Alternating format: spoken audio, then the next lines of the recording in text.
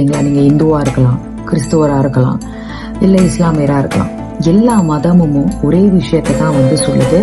மனுஷங்கள மதிங்க, கேவலப்படுத்தாதீங்க, அசிங்கப்படுத்தாதீங்க, வார்த்தையால திட்டாதீங்க, இலக்காரமா பாக்காதீங்கன்னு சொல்லிட்டு.